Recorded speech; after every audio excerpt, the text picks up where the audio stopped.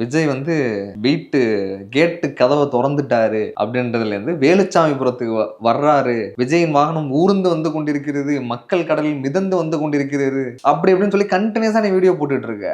வீட்டுல அந்த சேனல் பாக்குற எல்லாருமே இன்ஸ்டிகேட் ஆவாங்க, கண்டிப்பா இந்த இடத்துக்கு போகணும், ஐயோ இவ்வளவு பக்கத்துல வந்திருக்காரு நம்ம எப்படி பார்க்காம இருக்கலாம் அப்படின்னு சொல்லிட்டு நீ தான் கிரௌட வந்து புல் பண்ணிட்டு இருக்க. அங்க உனக்கு சிச்சுவேஷன் தெரியும், இவ்வளவு மோசமான ஒரு சிச்சுவேஷன் இருக்கு, அங்க வந்து என்ன இடத்துல இந்த மாதிரி ஒரு விபரீதம் நடக்கிறதுக்கான வாய்ப்பு இருக்கு அப்படின்ற எல்லா விஷயங்களும் உனக்கு தெரியும். அப்படி தெரிஞ்சாலும் நீ அதை செய்தியா காட்டல. ஏன்னா உங்களோட ஃபோக்கஸ் பூரா விஜய் அப்படின்ற ஒரு நபர் தான். அங்க வந்து அத்தனாயிரம் பேர் கூடி நிக்கிறான், அங்க ஏதாவது இந்த மாதிரி ஸ்டாம்பிங் நடந்துச்சுன்னா என்ன பண்ற, அந்த மாதிரி எந்த அக்கறையும் உனக்கு கிடையாது. விஜய் வராரு, விஜய் மட்டும் ஃபோக்கஸ் பண்ணணும், அவரை பில்டப் கொடுத்து பாட்டு போட்டுக்கிட்டே இருக்கணும். அதை பார்த்து மக்கள்லாம் வந்து பயங்கரமா உந்தப்பட்டு அந்த இடத்துல வந்து நிக்கிறாங்க. ஆனா 41 பேர் இறந்த பிறகு அந்த மீடியா தானே வெளிச்சம் போட்டு காட்டுச்சு. கொஞ்ச நேரத்துக்கு முன்னாடி விஜய் பேசு பொருள், இப்ப 41 பேரோட உயிர் பேசு பொருள். கம்பேரிசன் தான். ஒருவேளை கம்மியான நாட்கள் செத்து இருந்தா அப்பயும் விஜய் பத்தி தான் அவங்க பேசியிருப்பாங்க. இந்த உயிர் மேல இருக்க அக்கறை அப்படி எல்லாம் கிடையாது. அந்த டைம்ல செல்லிங் பாயிண்ட் அந்த 41 பேரோட உசுர் இருக்கு, அவ்வளவுதான். லாப கணக்கு தானே இது.